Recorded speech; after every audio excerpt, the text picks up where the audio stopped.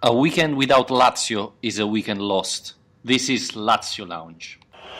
At the Olimpico, early on in this Serie A season, it's Immobile! Superb penalty! Sends the Olimpico wild. Lazio in front against the new money of Milan. I think you'd have to say after the initial opening 10 minutes of the game, they've deserved it. They've been the better side. They've looked the more dangerous. Welcome everybody to another episode of Lazio Lounge. Again, Lazio's not playing, but we are here live on Spreaker. You can write us questions on iTunes, Twitter, Spreaker, Facebook, everywhere. We'll try to reply as soon as possible. I'm Vittorio Campanile. Again with me there is Alistair McKenzie. Hello Alistair, how did you spend the weekend without Lazio? Hello. It's been a bit dull. Thankfully, I've had some rugby to go and watch, so I've been going along to watch Scotland playing rugby, which is quite good fun as well. But football-wise, I don't know. I mean, there's been various games going on, obviously, but now that my own country is out of the equation, there's not really been an awful lot of excitement. I suppose from an Italian perspective, you've still got I don't know if I can say to look forward to, but you've still got a playoff to at least be excited about. Oh, come on, let's be honest. No one wants to go to Russia. At least the big teams doesn't want to. You've already got the kind of PR defense ready. Absolutely. We are ready. We have a lot of things to talk about, even if it's not national team related today, as we are talking about Lazio. A lot of questions already have arrived. But as we said in the last episode, we're going to do a little bit of season review, at least at this point of the season. So I want to start with the best signing. Alistair, did you have an idea what's the best signing so far for Lazio?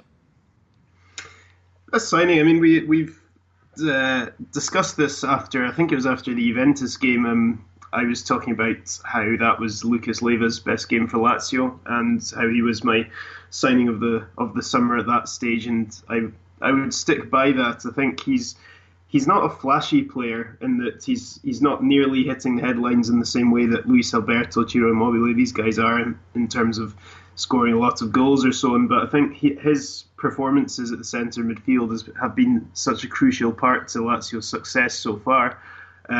He quietly goes about doing a very good job protecting the defence, and I think he's been crucial. And just the ease with which he's settled is really impressive, considering, you've got to remember this is a guy who's never played in Italian football before, coming into a completely new league and culture, and he's settled in immediately. So for me, that combined with the small price he arrived for makes him an absolutely brilliant signing.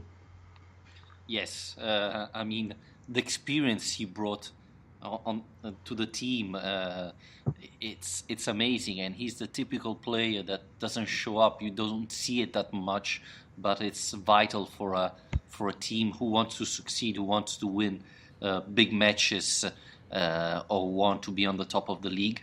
So I'm gonna go for Marusic, as you said, Lucas Leiva. Probably he didn't start as well as I expected, but at the end he started playing better and better. He's showing flashes of what he could do. I still believe there's plenty of room to improve, but already now he's shown that he is a nice signing, a very good option for Lazio, and he's going to be more and more useful as the season go by, because with all those matches Lazio's going to play this year, it's going to be useful to have all this option. And don't forget that this season is going to be the first one where Serie A is not going to have the Christmas break. So, for example, Lazio is going to play like the 23rd and the 26th Boxing Day is going to be the Coppa Italia. So this is going to change a little bit things for the Serie A, and having all these options would be more and more useful, I believe. Yeah, I think you're right to praise Maricic because he's played a lot more football than perhaps we would have expected at this stage as well. Given that Basta started the season as the number one choice in that role, but he's benefited from that injury and done very well. And I think you're right. There's a lot more to come from him. And again, it's another case of a player coming from a different league, and you just never really know what to expect. And with him, when he arrived, we didn't know anything about the guy. I mean, there were journalists meeting him off the plane, asking him what position he played in because people were so unsure as to what he was going to do. So I think he's been quite encouraging. Nani, I suppose, is the other one who perhaps on the flip side we might have hoped to see more from by now. But in the last month or so, we've started to see him finally return from his injury, get more game time, and he's had a couple of very promising cameos from the bench. So I think as the season goes on, it'll be interesting by the time we do a proper end of season review next summer, if Nani will have pushed himself into contention for that award by then. I hope so. Yeah, it's what I wanted to say. For the moment, it's Marusic or Leiva, but I hope in May we're going to talk about Nani, who played even very well in the friendly this Sunday. Obviously, it's a friendly match against a non-professional team, so it doesn't say that much, but it shows you the how professional he is. He played very well in a match that didn't say nothing, but it was good because Felipe Anderson and Wallace played again, so it was good for them to have a sort of match to go back to and practice. I think, Leiva and Marusic are the best signing so far. Even though Casado have some good type of matches, he was a little bit disappointed in the last match against Nice, but apart from that, every time he had chance to play, he performed quite well. Of course, we are not talking about Ciro Immobile level, but it was a good option. Yeah, I think he's probably provided a bit more than I expected. I wasn't overly taken by his signing in the summer, as was made quite clear on this podcast at the time. But I think he's proven to himself to be a useful player. But I wouldn't say he's gone and I don't think he's stunned anyone by performing a lot better than we expected. I just think he's a useful option. But not to the extent that if touch wood, Immobile picked up an injury, I would still be extremely worried about having him as the next best option. But he's been useful, done well in the Europa League, like you say. Now this is going to be interesting. What's the best match so far? Oh, well, it goes to show what a great season we've had, given how many contenders there are for this. I think for me though, it's got to be the win away to Juventus, the Serie A win. Not the Supercoppa.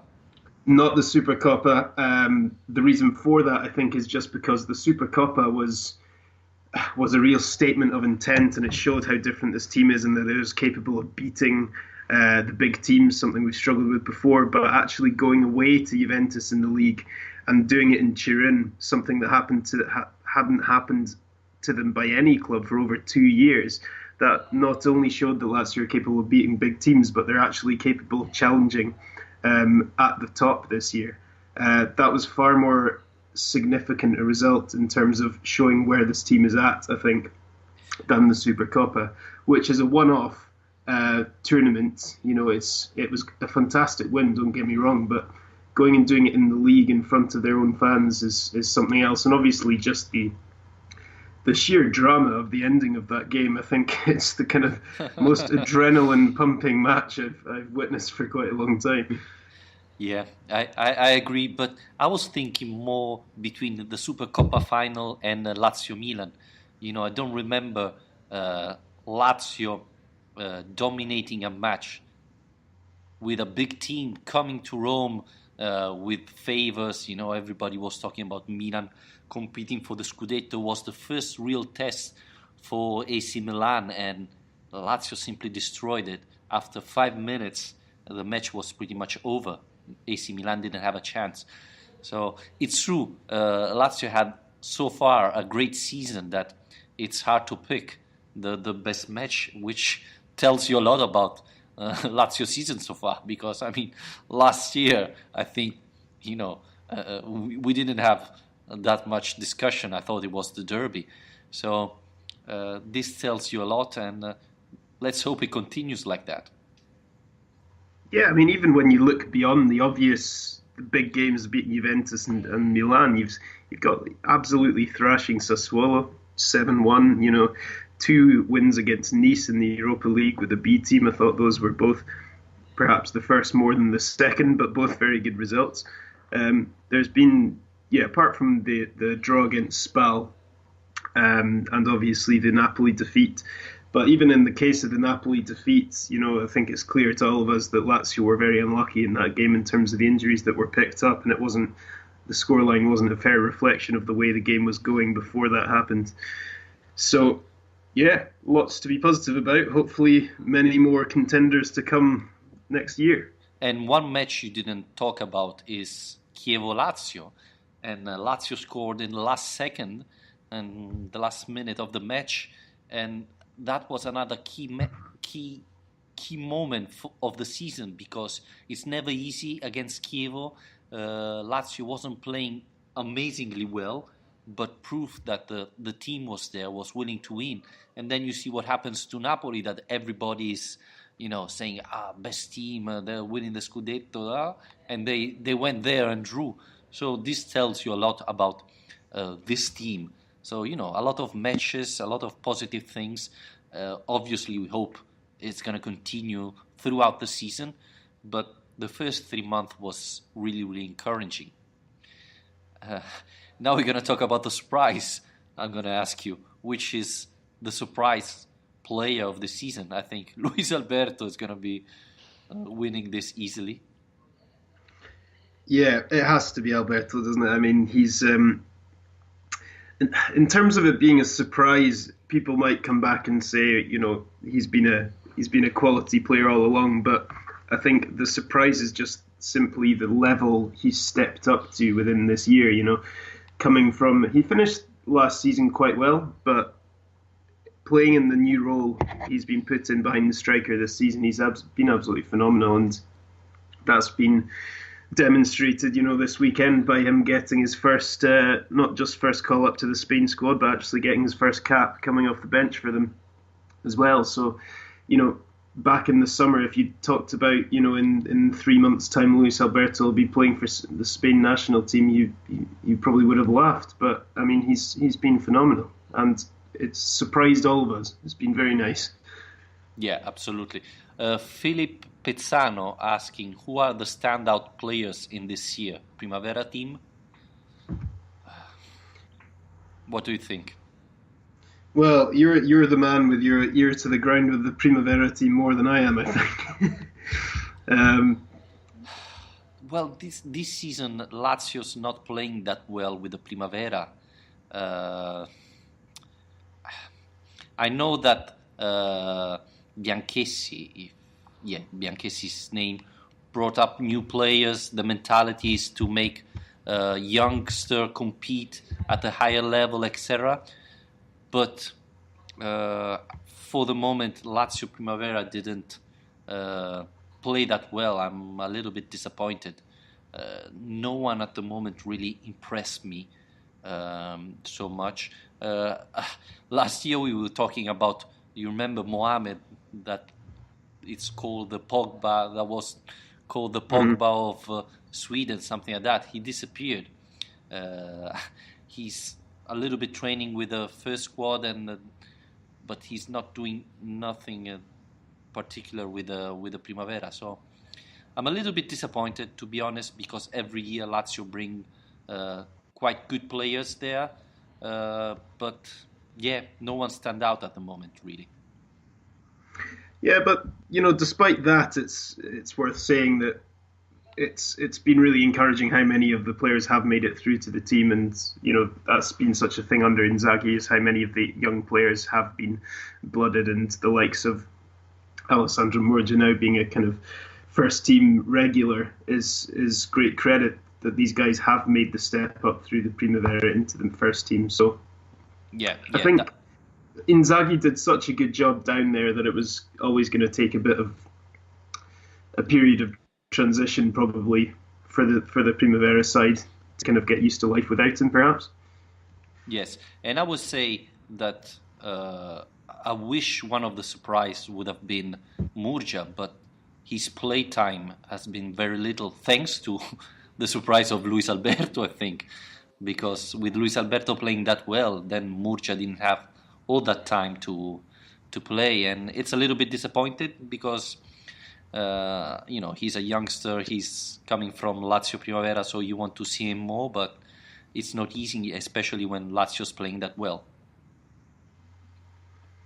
Yeah. I just noticed we had a comment from Arvid, through Twitter as well, asking about news about Bianchessi's work with the youth sector. So I think you've kind of answered it there, Vittorio, but not too impressed so far. Well, he just arrived, so it's not easy. You won't see the result immediately on the Primavera. You have to go in the other squad, the other youngs, under 17, 16, etc., to see something change before. One thing he said is he wants to have more Italian in the Primavera. If you see in the last years, there have been a lot of players all over the world coming to Lazio Primavera, which I don't regret that much if they're very good, obviously. But if they're average and they just take place of maybe a kid who's a Lazio fan since he was born, then that's something that it's not good. So Bianchessi said that's something he's going to work to look to improve.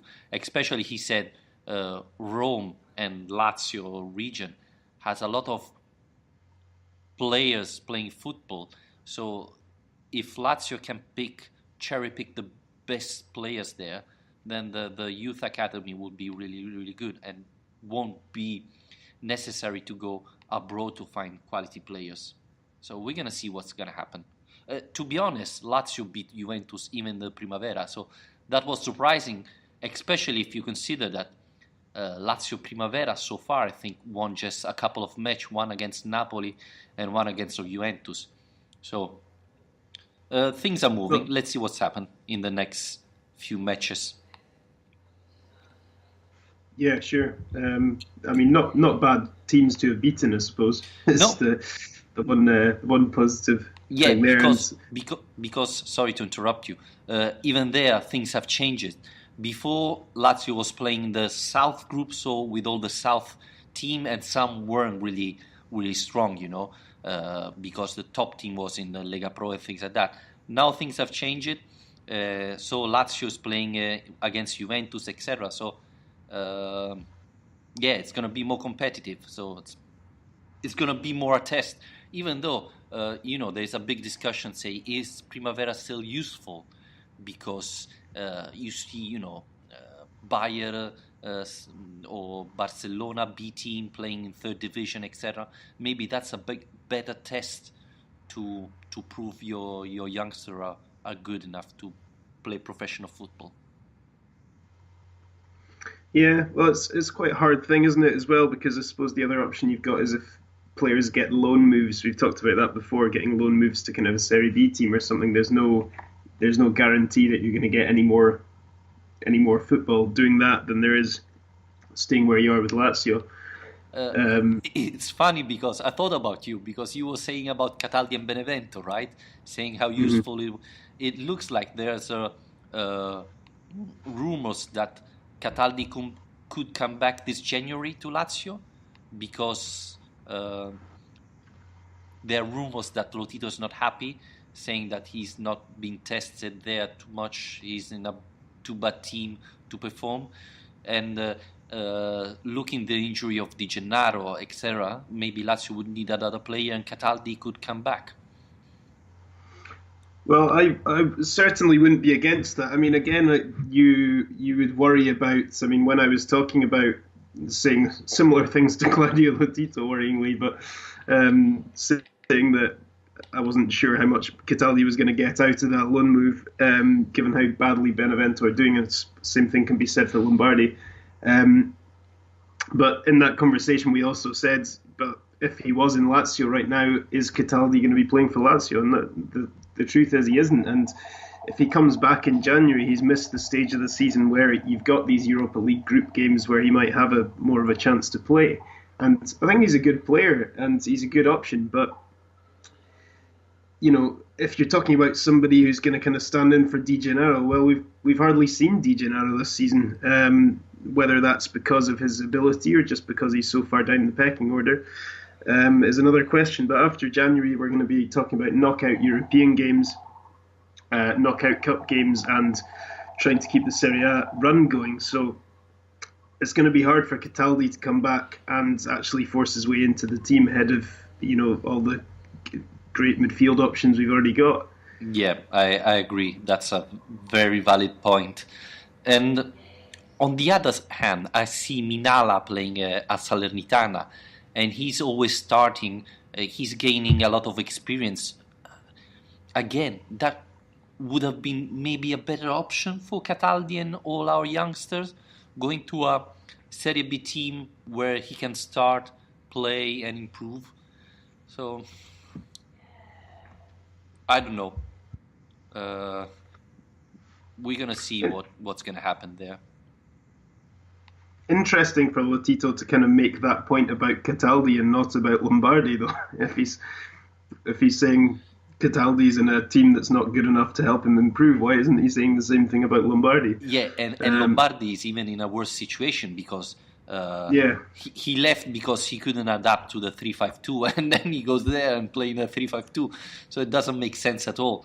So we're gonna see what's happening. I'm still not sure Cataldi is gonna come back, but there's rumor about it. So we're gonna see what's gonna happen.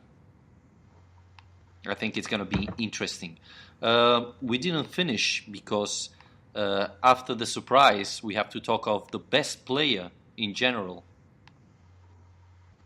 Well, again, another great kind of array of options we've got here as well.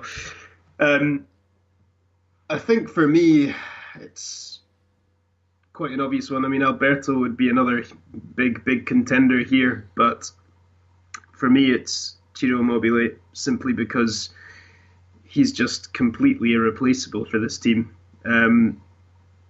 His consistency of performance this season has been almost the most impressive thing. I mean, the number of goals he's scored, but we've talked about being concerned he's looking tired towards the end of matches, but then the next match comes along and you see him going at 100 miles an hour all over again and scoring more goals, and he just won't stop at the moment. And he's scoring record numbers of goals. We said before, I think it was after the Benevento game, he's the first player this century to have scored this many goals at this stage of the season. So, you know, he was a brilliant signing last season, did very well for the club, and he's taken it up to a whole new level. And I think this team just would be a very different team without him, as we've seen on occasion in the Europa League. So, for me, he's got to be the player of the season so far. Yeah, probably he's the player of the season so far. Again, Luis Alberto could be a valid option. De Vrij, maybe in defense, could be the same. Yeah. So again, this tells you the great season Lazio's having so far. What I wanted to talk is how was angry after the Italian match, the Italian national team match. People was complaining about Immobile, saying he's not good, he's not a quality player. That's simply unbelievable to say after what Immobile is doing. No one was saying nothing about Belotti, Insigne, etc. Everybody against Immobile. Come on, he scored more than Cristiano Ronaldo and Messi this season. How can you complain about Ciro Immobile? If Italy is going out, is not qualifying for the World Cup, absolutely that's not the fault of Ciro Immobile. He's a quality player. He's proved it. He scored against Juventus 4 goals in 2 matches. He scored 2 against Milan. So you cannot say that he's not scoring against top team. So that was so disappointing to read things like that didn't make sense. People were saying, bring on El Shaarawy.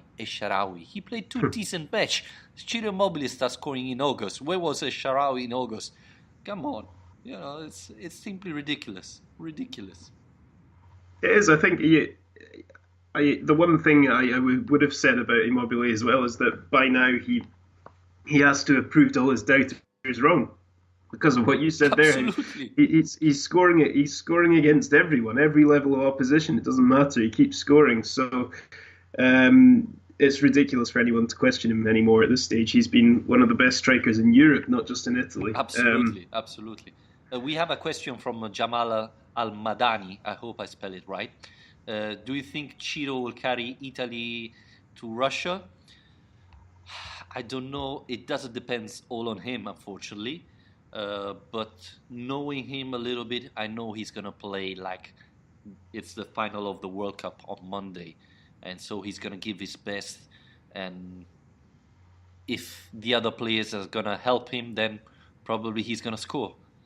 But football, it's a game where 11 players play together. So if you don't have Messi, but even Messi doesn't decide the game on his own. If you don't have, Maradona, probably no one's gonna able to win the match on his own.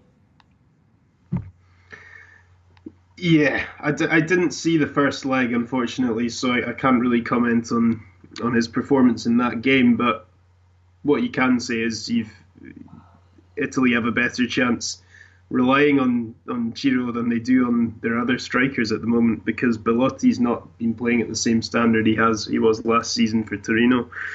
And he's the most unformed player they've got. So to answer the question, if I think he'll carry them to Russia, I think they've got a much better chance with him than they do with anyone else. But Ventura's come in for a lot of criticism. This Italy team hasn't convinced very many people. No. And Sweden aren't a bad team. They're not a great team, but they're not a bad team. So it's going to be tricky. But I still fancy Italy to come back from that and to go through. I saw today that they've sold over 70,000 tickets for San Siro already.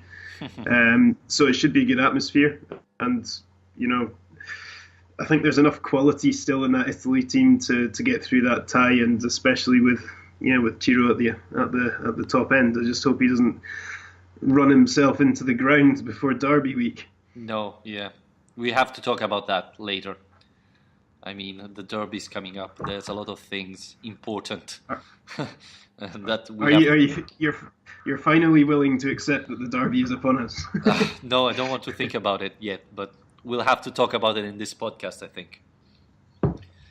Closing the Italy situation, honestly, I saw the match and Sweden was a really below average team, but Italy played so bad. I mean, Verratti was awful. De Rossi, again, bad. So, Italy has to play much better, but Sweden didn't impress me at all. So, I think it's still open. We're going to see. The most important thing now is that Ciro and Parolo doesn't get hurt, because that's going to be too important for us.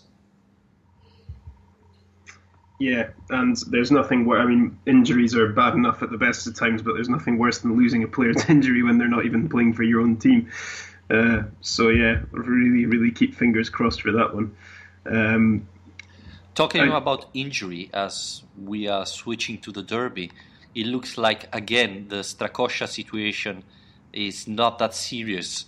I don't know if you heard, Strakosha again left the national team before playing and went back to Rome. Obviously, there were rumors that he was injured and couldn't play the Derby. But again, it looks like he he has a little muscle problem, but it's not that bad. He's gonna start training next week regularly, and he's gonna be able to play the derby. The funny thing is that Vargic is injured, and it looks like he won't be able to play the derby. So if Strakosha doesn't recover, it's gonna be Guerrieri to play. So that's a little bit, I would say, a very typical Lazio thing, that you get the two goalkeepers injured at the same time. But crossing finger, Strakosha will be able to play. Well, one of the other questions we had actually from Arvid was about Vargic and Marchetti, asking if one or both of them, do we expect them to leave in January? I suppose it's quite clear by this stage that Marchetti doesn't have a future at Lazio. So it's more up to who's going to come in, though, isn't it? Who's going to make an offer? Yeah, there are rumors about Marchetti that there's something outside football that have limited him in the last years. So that's why he felt out of favors with Simone Inzaghi, and that's why he's not in the team. I don't know if any other team will give him another chance. I mean, as a goalkeeper, I think he's still one of the best. But the other issue, unfortunately, didn't make him play as well in the last couple of years. So it's really unfortunate. But obviously in January, Lazio is going to try to sell him. One thing strange is that if you follow on Instagram, etc., all the other players like Tuncara, Perea, etc., they all have pictures of them in the training room at Formello, etc. You never ever see a picture of Marchetti. I don't know if he's still there training at Formello or somewhere else, but you never saw a picture of him with the others. So that's it's very mysterious, the whole thing, isn't it? I mean, there's not really been anything said about it as far as I'm aware either. I mean, you don't really see an awful lot of stories about Marchetti now. So, like you say, it goes beyond football, I think. Yeah. About Vargic, I don't think he's going to leave because Lazio obviously need another second goalkeeper, maybe with a little bit of experience like Vargic. So I think he's staying at Rome, unless Guerrieri doesn't prove to be ready to step up and be the second goalkeeper. But I don't think Lazio's gonna try that. If a great offer doesn't arrive to Vargic. I think the goalkeeper situation is actually almost quite similar to the striker situation, in that if you do lose Strakosha to injury, I'm not convinced by any of the guys who are going to step up for him that they're going to be able to replicate the same kind of level. If Immobile drops out, we've got Palombi, Caicedo behind him, and Vargic. Caicedo, who was injured, but it looks he could recover in time for the derby. Is still not sure, but that's what they're going to try.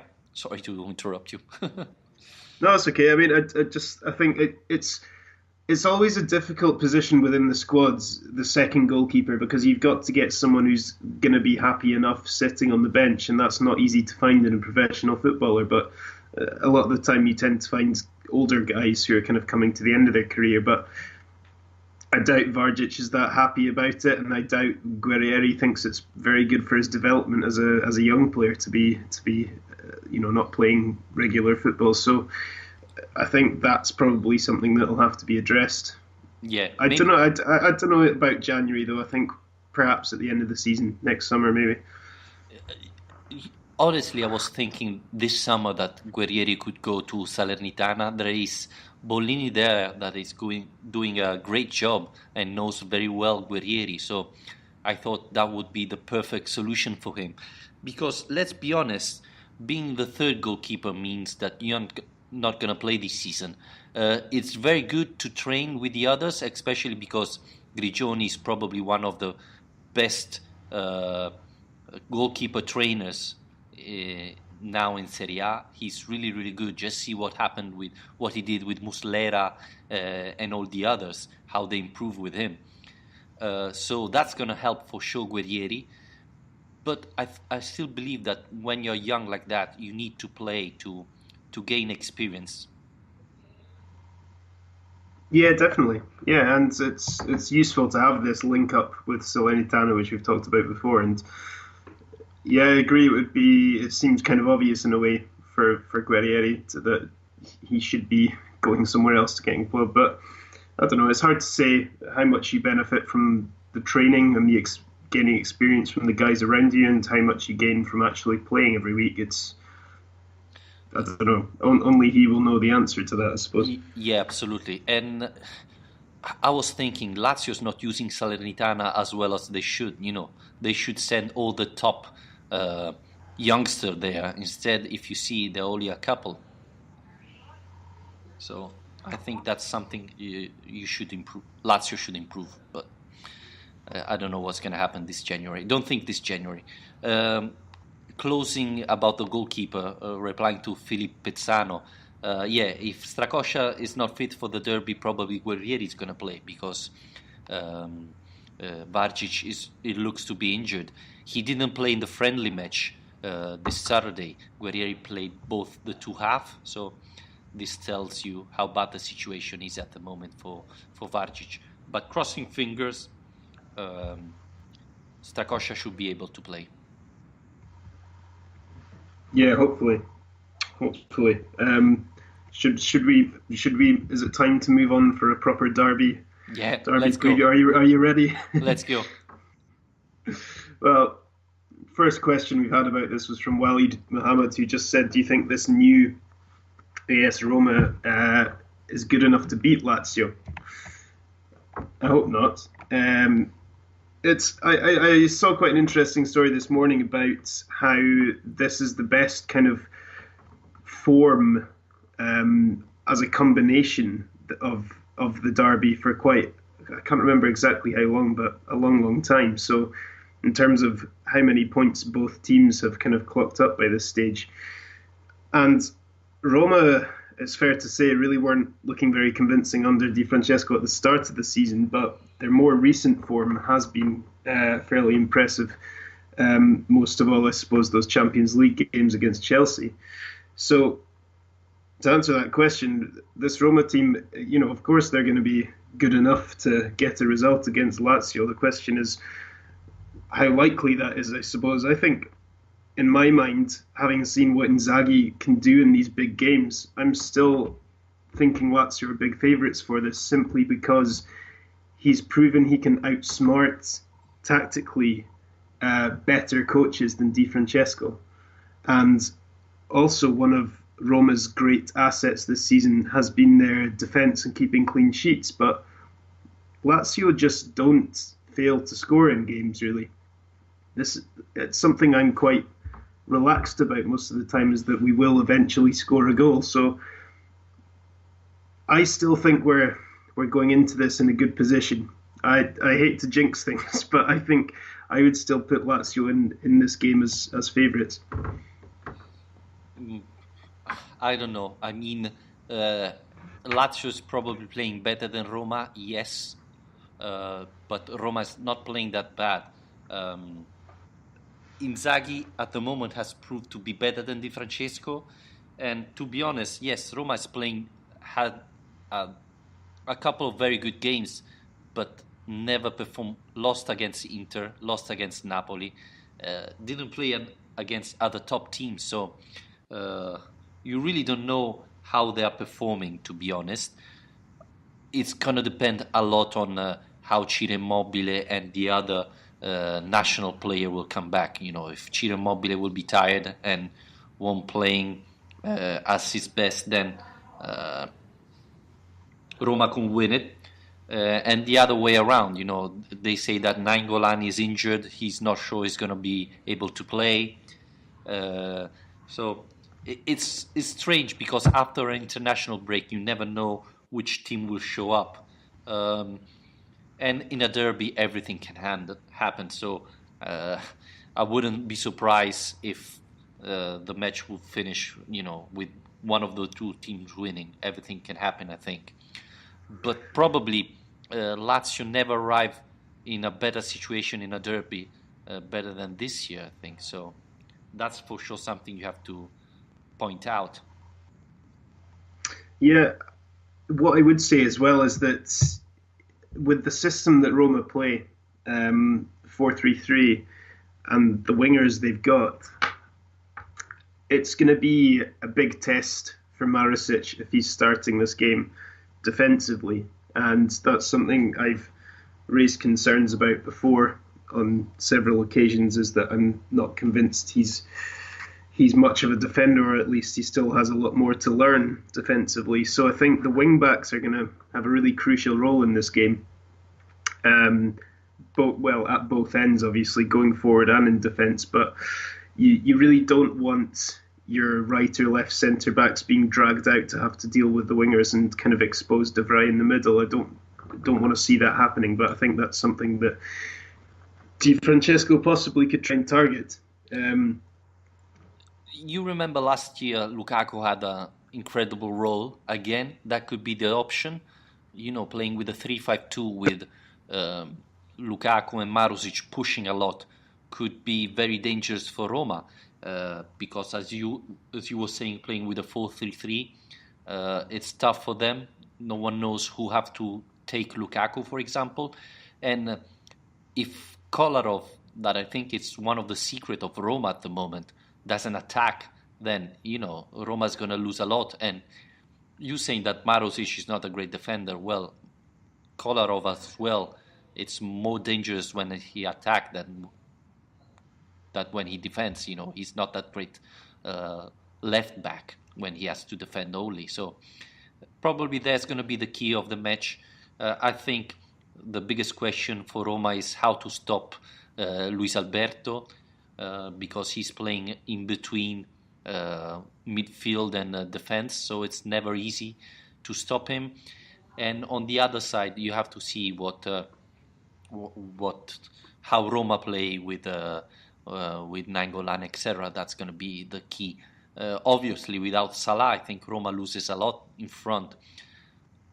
But you never know. The derby is open to any kind of result. We saw a great Lazio team losing against an average Roma, and the other way around. So the derby is particular. That's why I hate it. Yeah. Another question from Michael Dimasio, who's been on our show before a couple of times.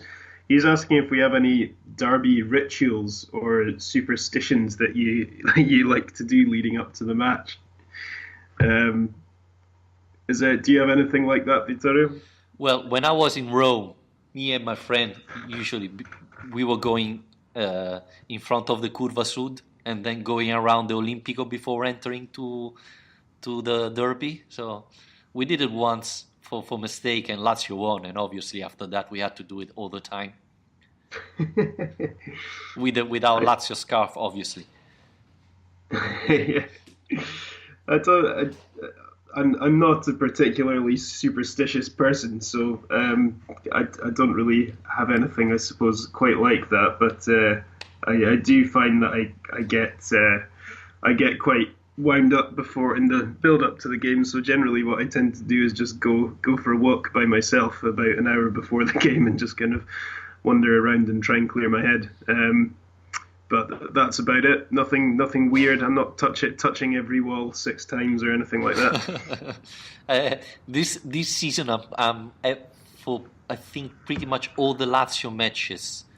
I think at least the last 4, I was wearing the Murgia shirt of the Supercoppa. Oh, nice. I don't know if that counts, but it would be curious to know. Our fans, what do they do during the derby or before the derby? What ritual do they have, and if they change for the derby, or it's just generally watching Lazio? You're opening the door to some very strange responses there, I feel. Yeah, well, fans. Yeah, I mean it really is a very intriguing match, though. I mean it's from a, you can imagine that from a neutral perspective, this would be one of the more appealing derbies of recent times, just because of how close the teams are together in the table, how they play different systems as well, which means tactically will probably be quite an interesting game.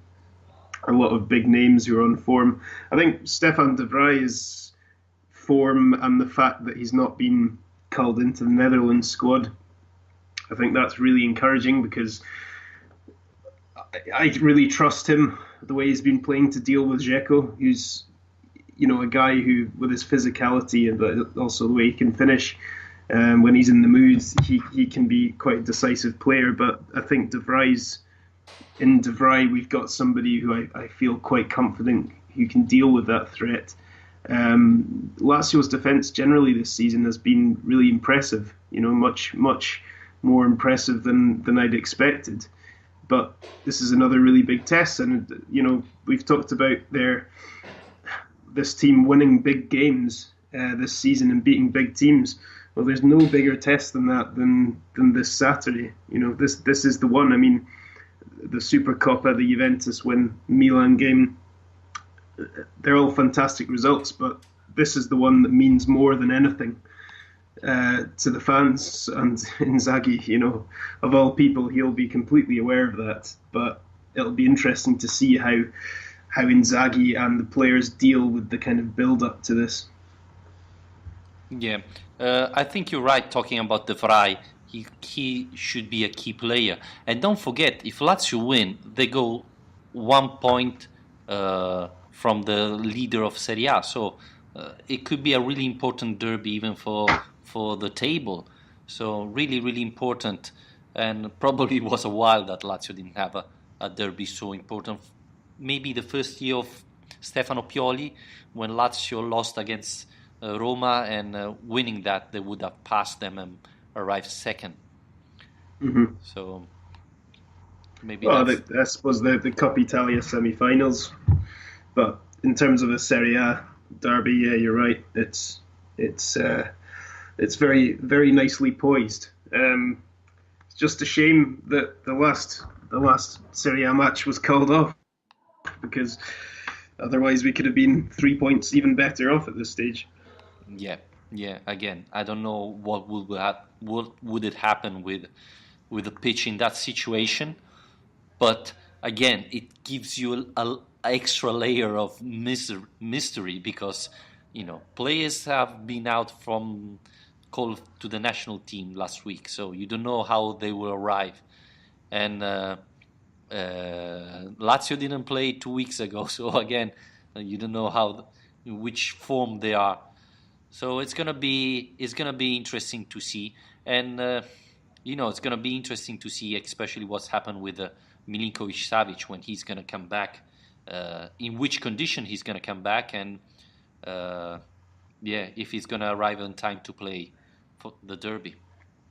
Well, that was a comment we had from Arvid, actually. He's talked about Milinkovic-Savic saying he returns only 48 hours before the derby from Asia. And then he says, well, Kolarov's already home again. This is something I didn't realise was happening. But he says, why didn't Lazio act to get him home as well? I'm not really sure about how much power Lazio would have to be able to actually do that. I'm not really convinced that Lazio can just order national teams to send players back. No. They can help.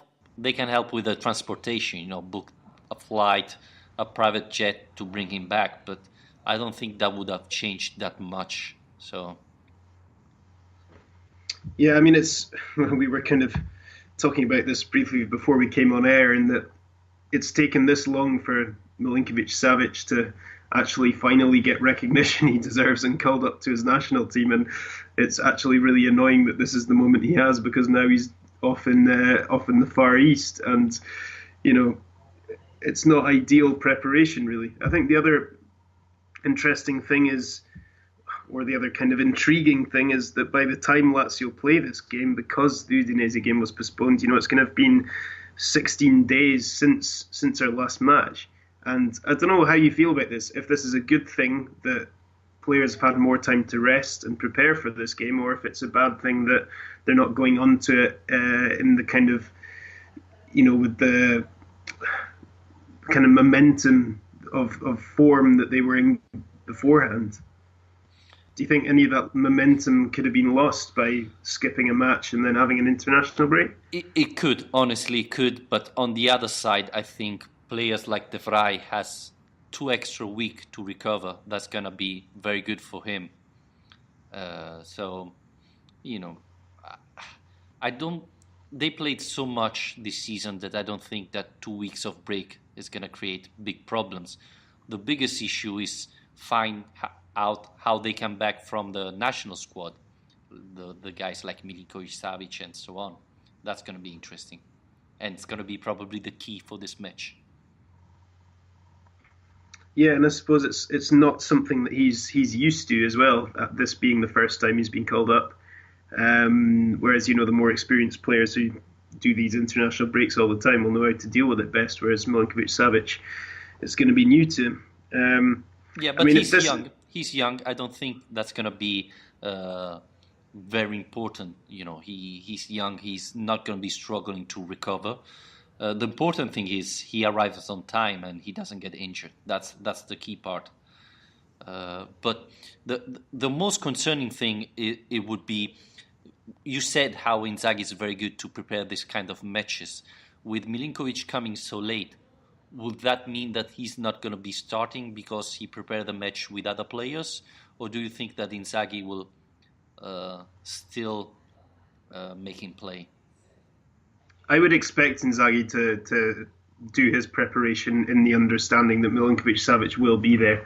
And the team has been so regular and so consistent in terms of its selection in Serie A games recently that there's no reason to really expect anything different for this. I think you made a good point there about Lukaku earlier on, because I remember that derby game you were talking about, seeing a average position map, and he was the most advanced player in the entire Lazio team in that game. He's playing way in front of the halfway line as his average position as a left wing back, but he can be a real problem.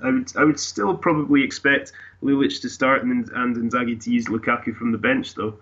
But in terms of his preparation for this game, I think Milinkovic-Savic has to play. As long as he's fit and he's good to go. It doesn't matter if he's a bit tired. I mean, this is a derby. He'll be able to get through 90 minutes out of the sheer kind of adrenaline of the occasion, I'm sure. Yeah, I still believe that if Lukaku is fit, I would try him because he can really make a difference there. So I would give him a go. He went to the Belgian national team. He didn't play, but not because he was injured. He was on the bench all match long. So I would try him, honestly, seeing what he did in the last derbies. But we'll see what Inzaghi decide. Well, I wonder how I expect Inzaghi to start with Lulic for 2 reasons, I suppose. First of all, what I've just said, in that I think he'll stick with the same team, his tried and tested team, and his usual selection of bringing on Lukaku as an impact sub later on.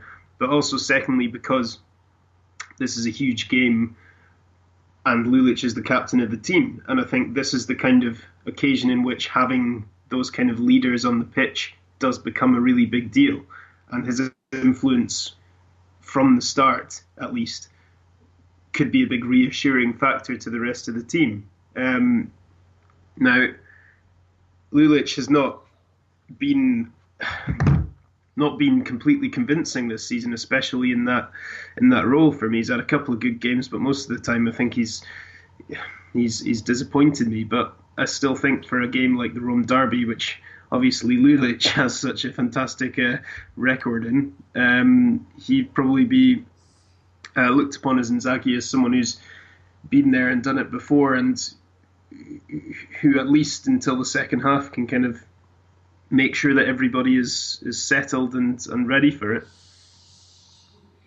Yeah, and as you said before, I think Inzaghi can win the tactical battle against Di Francesco. He proved to be really good in that. So he's going to choose the best team available, I presume. And if he's going with Lukaku or Lulic, I think he's doing that because he have a gaming plan. Maybe to stop Kolarov or maybe to attack him, etc., etc. So it's going to be interesting. Again, it's good from my side to have a manager I really trust, a manager that is going to outplay the others, things that didn't have happen with the Pioli, for example. So it's going to be an open match, honestly. Maybe a couple of weeks ago, I would say that Lazio would have the advantage and win it. Now, after the last two matches of Roma, I think it's pretty much open. Yeah, it really is. It's quite a hard one to call, but for Lazio, I think it's also the start of a really important period of the season now, because you can almost look at this as being the, whatever it is, quarter-way mark of the season, perhaps. But after the derby this weekend, you're looking at the fixture list, and there's Fiorentina, Sampdoria, Torino, Atalanta, Inter.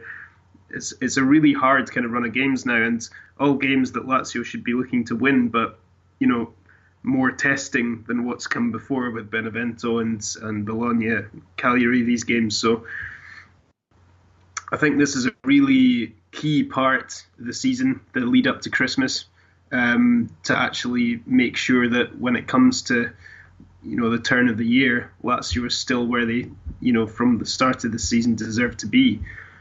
And I think winning the derby would be hugely influential in making sure that the team can go on another great run of form in those fixtures afterwards. So there's so much to play for, really. Yes, but every match is like that. Every match in Serie A is fundamental. We said it about Lazio Milan. We said it about Juventus Lazio. Even Chievo Lazio is a key match. Every match in Serie A is really important. I don't think this match is going to change the season. Obviously, for a fan, it's going to change because winning the derby, it means a lot.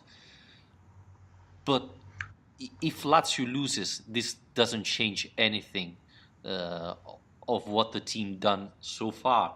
The Supercoppa will stay. Beating Juventus at Torino will stay. And it depends how Lazio lose this match. It could be a penalty, bad performance of a player, mistake, etc., etc. So it's going to be important, obviously. I believe Lazio has the confidence now that it's much better than last year, thanks to all these matches, Lazio Milan, Juventus Lazio, and so on. I don't think this will change the confidence of the team. But yeah, for the fans, it's going to be important. Obviously, it's going to be important for the table. But yeah, it's going to be an important match, but probably not the fundamental match of the season. I don't think it's going to be. I don't think Lazio losing this game is going to change the season, but I do think the run of fixtures from now until New Year is going to define the season, because it's. I know what you mean. Every game can be looked upon as being absolutely crucial, but it's a real test. This is. You're talking about the teams who are just below the top. The top five, and beating them in a run up to New Year puts you in a really good position, and also puts you into a January transfer market where you start to consider if it's worth actually investing in a potential title push, And I think between now and New Year, these games, Roma, Sampdoria, Torino, that's where this kind of season's going to be defined. Yes, you can get away with losing the derby and it's not going to be the end of the world. But at the same time, I think the effect of winning the derby would hopefully spur the team through the next run of fixtures, because they might need a boost now that they've not played for over 2 weeks. We'll see. We'll soon find out. Yeah, of course, it's going to be, winning the derby is always going to be good. It's going to bring confidence. It's going to help the fans support better the team, etc. So obviously, it's better to win it than to lose it, obviously. And crossing fingers, we hope that Lazio wins. But I'm not sure it's going to be the key factor. Let's call it like this. Do you have a prediction before we finish? What did I say at Supercoppa? 2-1 Roma. 2-1 Roma? Yeah. Oh, it's got to be 3-2 Lazio. Remember last time you said 3-2, what happened? I can't remember. I think I predict most games as a 3-2 win. Yeah, that's true. Yeah, might as well be optimistic about it. Yeah, good. At least you. Okay, I think we can wrap it up here. Thanks to everybody for listening and writing questions. It's very important if you have the chance to review the podcast on iTunes so we have a better rating, etc. If you like the show, please do it, and then follow us on Twitter, on Facebook, on Spreaker, and everywhere you usually hear podcasts, we are available. Thank you very much. Thank you very much, Alistair. We're going to talk after the derby then. We are. Hopefully we're in a very good mood by then. Oh, let's hope. Thank you very much. Have a nice week. Cheers, you too. There it is. It's Lazio's moment. Thanks for listening to this podcast. Remember, you can follow Lazio Lounge on Twitter and Facebook. Subscribe to our podcast on iTunes, Spreaker and YouTube. And always, Forza Lazio. I'll tell you what, Lazio will be drinking copiously